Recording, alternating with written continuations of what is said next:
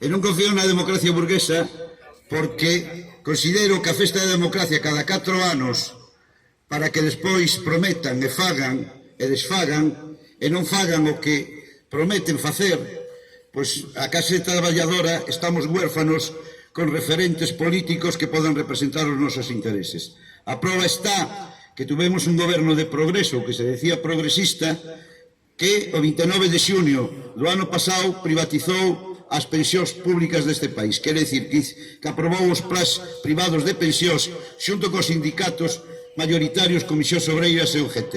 E tiñamos un goberno de progreso. Quere dicir que en ese goberno de coalición estaban aqueles que decían que eran partidos alternativos ou que viñan a asaltar os ceos. E o único que foi a asaltar foi aprobar as leyes que reprimiron a clase traballadora. Seguimos tendo a lei Mordaza, seguimos tendo a lei 1597 que permite privatizar a sanidade pública. E por eso, que decía Manolo, é un proceso que non solamente vivimos cos partidos de dereitas típicos e que son coherentes coa súa política porque eles están pola privatización, están por privatizar este aire que respiramos. E esa xente, aqueles que vades a votar, en eso estou de acordo con Manolo que non se deben de votar. Pero tampouco temos que ter confianza en aqueles partidos que en esta democracia burguesa prometen unha cousa pero despois fan a contraria. Quere dicir que a conciencia dos traballadores ten que estar na rúa. Quere dicir que ten que ser unha conciencia de clase. Despois, o que faga cada un, eu non me vou a meter aí.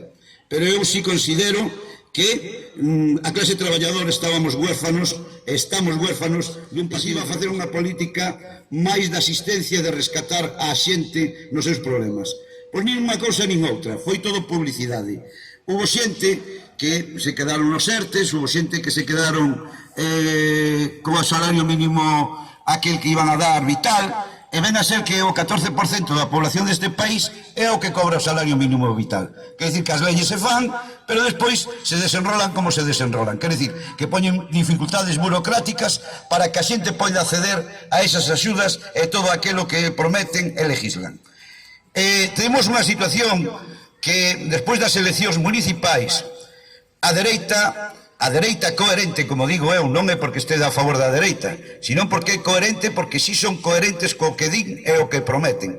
Non como aquela esquerda que promete unha cousa e fai a contraria. Quer dicir que hai unha dereita coherente e hai outra que vai de esquerda progresista e fan políticas que faría calquer partido de dereitas. É o que quero dicir. E a prova está en que esas políticas se veron reflexados no Pacto de Toledo, donde se fixeron as mesmas políticas que iban o capital e os poderes financieros que desde Europa estaban buscando a tarta da privatización das pensións, o foron conseguindo reiteradamente. Coa lei Escribá, que mal chamada lei Escribá, pero que Escribá non baixou dunha nave espacial. Escribá é un ministro dun goberno colexiado, é ministro dun goberno que, con os apoios parlamentarios que tiña ese goberno, máis cos ministros que tiñan en ese goberno, aprobaron os plans privados de pensións que nos levaron a que parte do diñeiro que temos nas pensións van a faga esa política. Porque os sindicatos mayoritarios teñen tallada dentro deses plans privados de pensións. Son os que gestionan eses plans privados de pensións. Son os que van negociar nos convenios colectivos que unha parte diferido dos traballadores dos convenios colectivos vayan a eses poderes financieros. Quere dicir que en España o ter un plan de pensións por conta propia, de ir a un banco e facer un plan de pensións era mínima. Era o país de Europa que menos planes privados de pensións tiñan. E ora se van a encontrar que os bancos les vai facilitar o goberno de turno cunha lei que se aprobou o 29 de xunio, mais os sindicatos mayoritarios lle van a aportar eses cartos que tiñan que ir para as arcas públicas. Falan de que o sistema público de pensións é insostenible. É mentira. Pedimos unha auditoría das contas da Seguridade Social que por lei tiñan que haber feito esa auditoría e non a fixeron. Quere dicir que este goberno volveu a incumplir o que a mesma lei di. E en canto non fixeron esa auditoría, reconoceron o ministro Escribá que se habían desviado 147.000 millóns de euros, se habían desviado da caixa das pensións a cubrir outras necesidades do Estado. Quere dicir que nos roubaron, e xa o reconocen eles, 147.000 millóns de euros. Si votamos contas para atrás, como temos votado dos pensionistas, serían máis de 500.000 millóns de euros. E depois nos dicen que a Caixa das Pensións, que as pensións públicas non son sostenibles. É mentira, son sostibles. Foi a do 2011 de Zapatero, que foi o que nos puxo de 65 e 67 anos, os que nos pasou as pensións de 15 a 25 anos. E depois veo a de Rajoy, que se cargou a negociación colectiva que permitiu aos seres, incluso en aquelas empresas que tiñan beneficios, etcétera, etcétera. E non se derogou esa lei. O único que sí hai que reconocerlle á ministra Yolanda é que agora hai máis contratos indefinidos que nunca. Certo, certo. Cando se é certo unha cousa, hai que decila. Pero rebaixou por abaixo. Quere decir, máis contratos indefinidos, pero a cuestión do carto de despedir, que é o que queren os empresarios, sigue máis barato que nunca. Quere decir, que hoxe en día, antes eran 45 días por anos traballados, incluso foron 75 días por anos traballados, e cada vez que se vai unha reforma laboral van rebaixando o coste do despido. Quere decir que ahora con 20 días dá igual que se é un contrato indefinido. A antigüedade casi non é perceptible nas empresas e, polo tanto, cando despiden a un traballador, que máis dá que sea indefinido que se lle chame de outra forma? Se o despido é barato e costa igual unha persoa que ten un contrato indefinido como aquel que antes tiña un contrato eventual.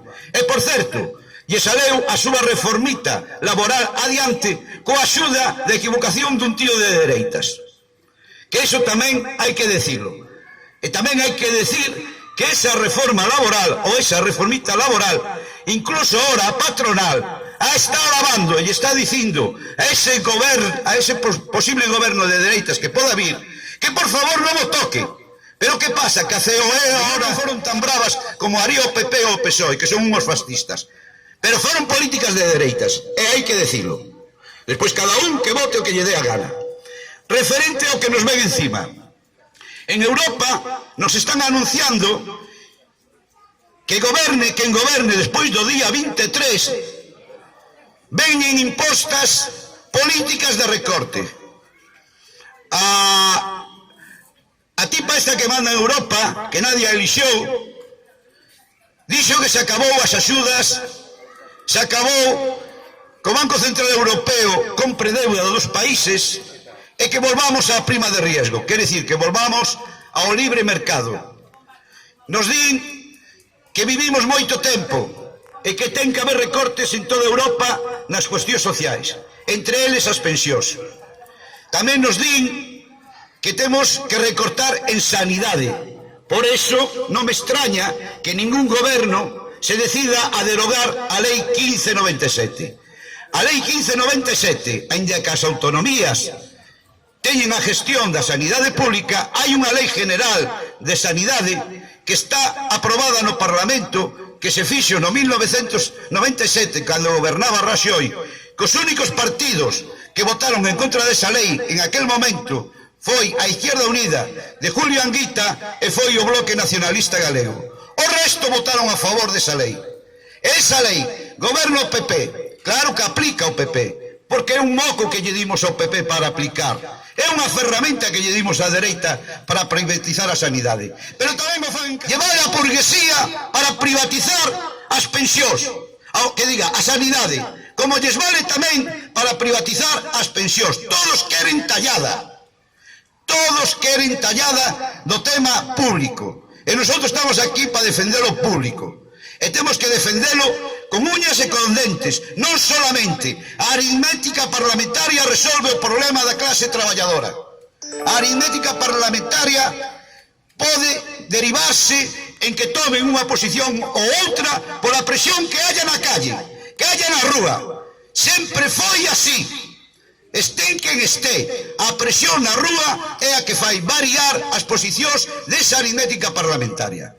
Por eso digo que para min ten máis importancia a conciencia de clase, a movilización á rúa e ter as cousas claras que coño votemos, porque moitos van ir a votar cunha pinza aquí na nariz e vai a pedir en urgencias, como decía Manolo, que o atendan porque lle vai a dar un síncope. Moi ben, pois a pesar de eso hai que estar na rúa. E agora vou a pasar á parte seguinte. Estes días hemos tido unha videoconferencia na COESPE, que é a coordinadora que coordina todas as plataformas de pensionistas do Estado español e se discuteu se ir a Madrid o día 28 de outubro, reforzar as posicións dos pensionistas e tamén da defensa de todo o público. Quere dicir, facer un chamamento aos sindicatos alternativos para que se sumen á loita dos pensionistas, porque a loita dos pensionistas tamén ten que ser daquela xente que está traballando e aquela xente que se vai quedar sin pensión como non espabile. Como non 1.080 euros para min se queda corta. Pero é a consigna que temos os pensionistas de reivindicar os 1.080 euros. E o facemos por dos motivos. Unha, pola brexa de xénero, porque as mulleres que están agora con 70 e pico de anos, con 60 e pico, con 80 anos, viviron unha situación donde o traballo foi enorme para elas. Cuidaron os fillos, e gracias a cuidar os fillos, cuidar a casa e cuidar 1000 cousas sin ser remuneradas, fixeron que este país fora para arriba. Fixeron posible que eses homes que iban a traballar puderan producir para ese país. Pero tamén elas tiñan que estar en ese PIB. Quere dicir que elas tamén son artífices de que este país haya crecido e quedaron marginadas. As viudas, hasta fai pouco, e gracias a loita dos pensionistas, conseguimos que pasaran do 50% ao 61%. Ainda eso, sendo unha merda, lles prohibían incluso ter unha pensión do seu marido e poder cobralo ao 100%, sabendo que esas pensións, que eran moi antiguas, xa eran unha merda. Pois sabendo que eran unha merda, ainda encima a rebaixaban ao 50%. Querían matar a xente de fame. Bueno, pois eso foi un logro, 61%, pero non vale de nada. Xa que presume a ministra Yolanda, xa que presume o goberno progresista de que subeu o salario mínimo 3 veces, hai que decirlles que esas 3 veces nos lo comeron a inflación. Nos comeron a inflación esas subidas. É como se estuviéramos no ano 1997, co salario mínimo, aínda co haya subido, é certo, co subeu 3 veces, por ser traballador, por axudar a levantar este país unha pensión que vaya acorde co salario mínimo. Se hai un salario mínimo, ten que haber unha pensión mínima. Esa pensión mínima ten que ser 1.080 euros. E por eso temos que loitar. Goberne quen goberne, despois do día 23, hai que seguir na rúa. E porque ademais nos van vir medidas moi duras desde a Comunidade Económica Europea. E porque non vai a vir. Porque se está desviando unha cantidad de cartos enormes que a clase traballadora non se importa un carallo. A guerra imperialista da OTAN e dos Estados Unidos nos importa un carallo. E nos están costando cartos e recortes. A guerra tamén nos vai a quitar recursos. E por eso temos que decir OTAN non e a guerra non. Nosotros sí temos que acabar coa guerra como clase traballadora. Os gobernos claro que non van a acabar coa guerra, porque os gobernos se obedecen en Europa aos intereses dos Estados Unidos. Pero o mundo está cambiando. Os países BRIC, aqueles que van a medrar, van a ter unha cumbre en Sudáfrica.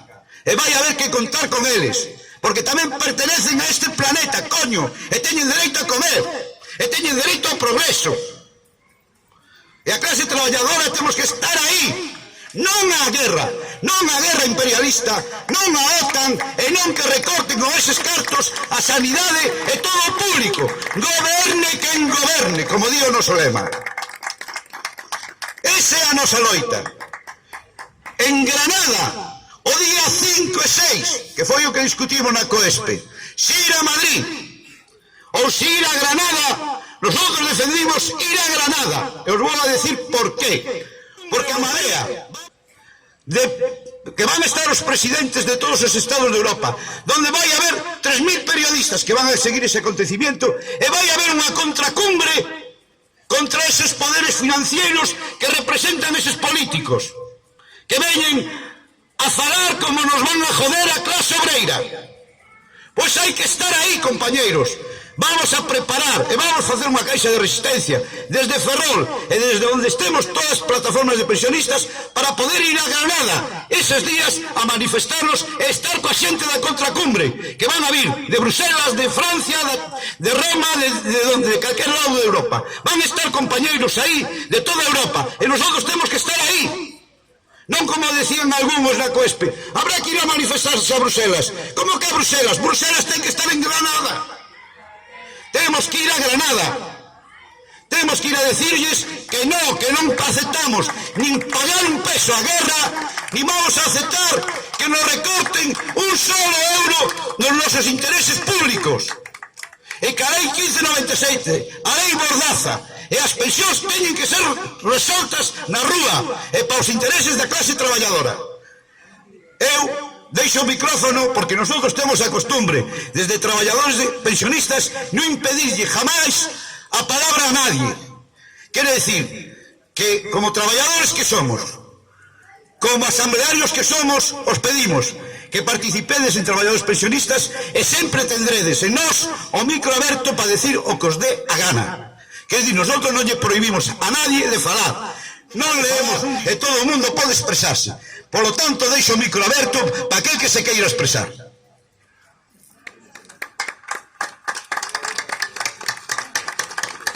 Dicir o que está pensando e incluso tamén para contar un chiste se quere contalo, non? Que non vai ser todo lágrimas neste mundo, coño. Bueno, como vedes aquí temos unha pancarta pola sanidade pública e pon aquí Lei 15/97.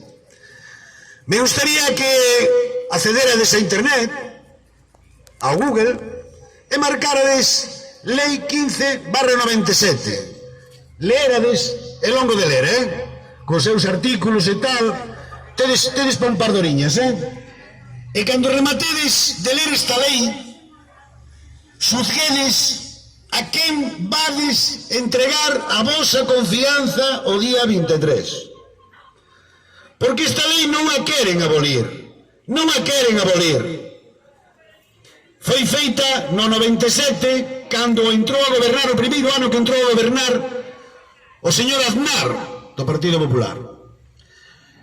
Coa pleitesía e o consentimento de todos os partidos políticos do arco parlamentario, excepto Izquierda Unida, cando gobernaba Anguita, cando estaba Anguita en Izquierda Unida, e cando tiñan 2 diputados o BNG no Parlamento. Foron os únicos que se opuxeron frontalmente a esta lei. Vale? Cando a leedes e a entendedes e leedes os seus artículos, vades a entender que clase de xente nos está gobernando durante... Bueno, fale quen queira, simplemente sin estenderme xa nada, porque prácticamente está todo dito. Sempre quedan moitas cousas no caixón para clarexar máis, porque efectivamente o sistema público de pensiones está máis en peligro que nunca, a pesar de todo ese artificio da subida do 8,5% das pensións, que efectivamente foi un logro da movilización pensionista, pero resulta que ese 8,5 é a última gran subida de pensións que nos teñen preparada.